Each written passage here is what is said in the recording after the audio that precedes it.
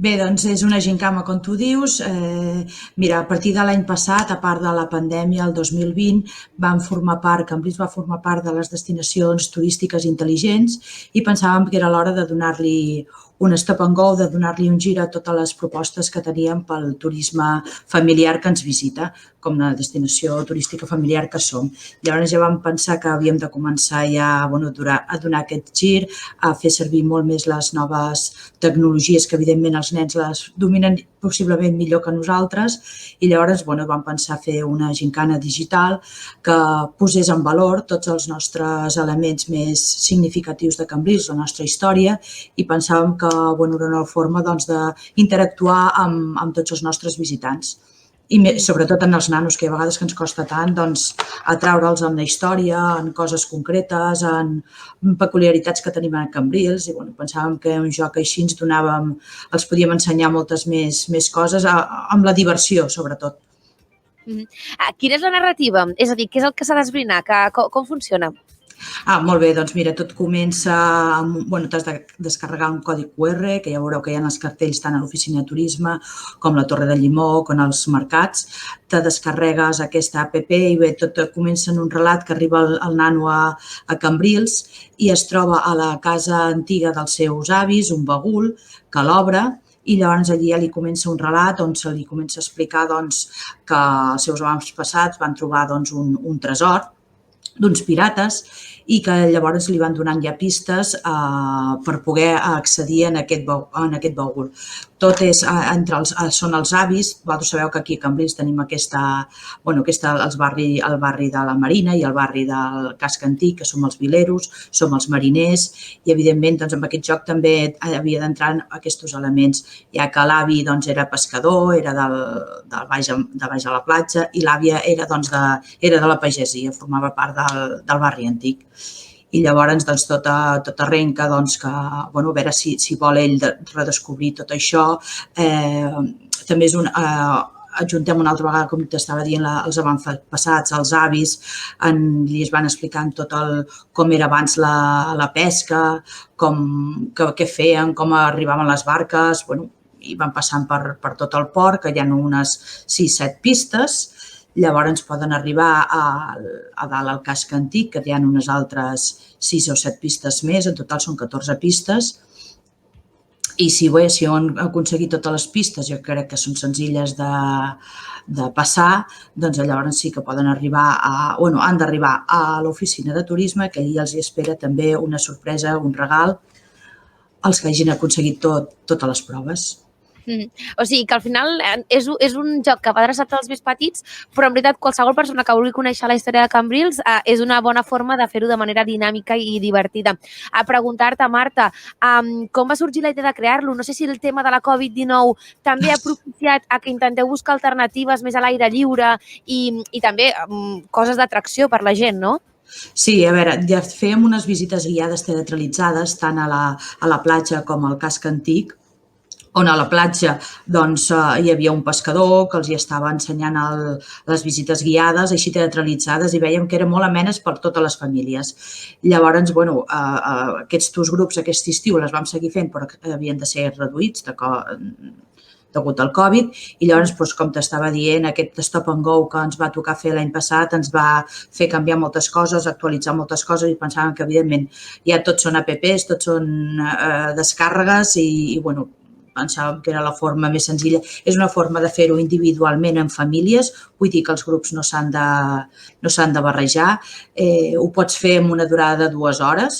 Si vols parar, per exemple, vols fer o vols quedar-te a dinar a la platja perquè comences al dematí i et vols quedar a dinar baix al barri mariner, doncs et pots quedar i llavors a la tarda acabes de fer el berenar al Casc Antic. Vull dir, és tot...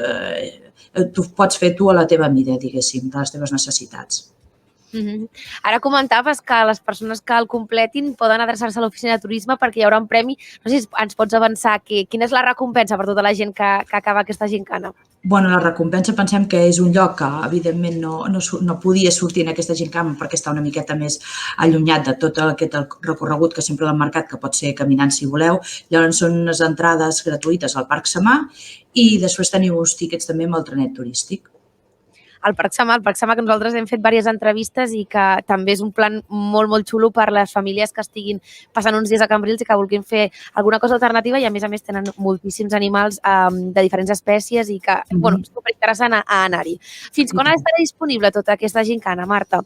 No, aquesta gincana ja la tenim oberta, és gratuïta per a tothom i ja es queda aquí per tots. Vull dir, sí, s'ha d'anar actualitzant coses perquè veiem que hi ha pistes que són més difícils d'accedir o de complir-se, les anirem modificant, per això no tenim cap problema, però això ja es quedarà. Quins han sigut els inputs de la gent que ja ha pogut fer aquesta gincana? Doncs mira, sabem que durant aquesta Setmana Santa almenys més de 70 famílies se l'han descarregat. L'han realitzat en èxit fins al final de tot unes 10 famílies, que són les que han arribat al patronat.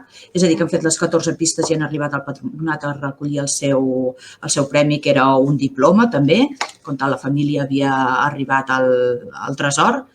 I sabem d'altres famílies que s'han quedat a la meitat, que aquesta és la part que potser hem d'intentar millorar.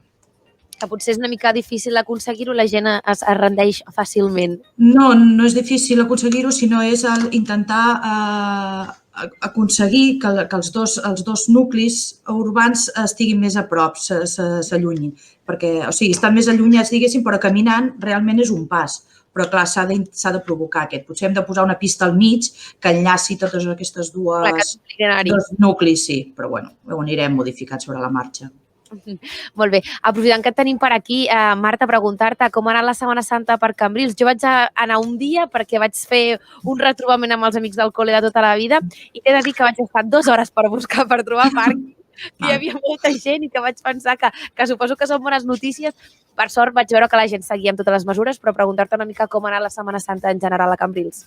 Doncs la veritat és que estem molt contents. A veure, sí que els grans hotels no han pogut obrir, han obert potser 1 o 2. Els hotels en format més petit sí que han obert perquè han pogut concentrar també totes les seves reserves. En apartaments també hi ha hagut apartaments oberts, sobretot molta segona residència. Càmpings hem tingut també 4 càmpings oberts i amb molt bona rebuda. Com tu veus, és molta segona residència i també visitants dels pobles del costat, com tu bé has dit, que venen a donar un tomb i a passar una miqueta el dia. Sí que és veritat que, per exemple, ens vam donar compte que divendres sí que estava tot molt atapeït al passeig marítim i llavors dissabte i diumenge vam posar en marxa ja una prova que ja la vam posar a l'estiu.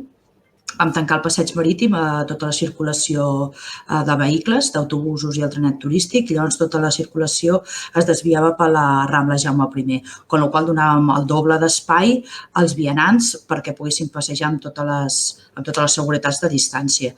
La veritat és que la gent es va comportar molt bé, tothom anava amb la seva mascareta, no hem tingut problemes ni de festes aquestes de joves ni tot això, no hem tingut res. Els restaurants molt contents, contents dins de les seves possibilitats. Els hagués agradat poder tenir també a la nit obert i les terrasses obertes, per exemple, fins a les 8 del vespre no hagués suposat tampoc un desgavell, però s'havien de complir les normes que estan marcades i la veritat és que la gent ho ha fet i molt bé, pensant sobretot en la temporada d'estiu de poder estar tots molt més oberts i amb moltes més, sense restriccions.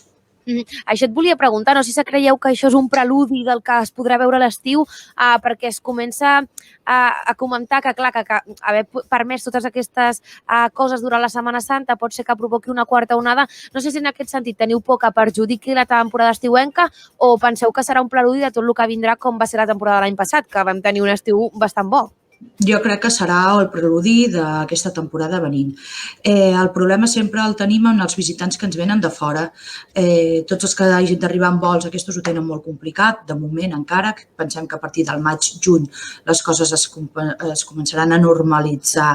No serà com un 2019, evidentment, però s'aniran normalitzant a poc, perquè les mesures, les vacunacions estan pujant moltíssim, no només aquí, sinó també al resta d'Europa i sí que ens ha faltat, és veritat, el turisme de tot el que és el corredor de l'Ebre, tant de Saragossa com d'Andorra com de la Rioja, com de Navarra, com del País Basc, que no ha vingut ara per Setmana Santa, però jo crec que en breu podran escapar-se i vindrà cap a Cambrils. Sí, és veritat que sumareu amb aquest turisme que a Cambrils hi ha molta gent que ve de l'Aragó, com dèiem. I jo ho hem comentat alguna vegada amb l'Oliver Klein també, i és veritat que teniu molta afluència de gent de Saragossa.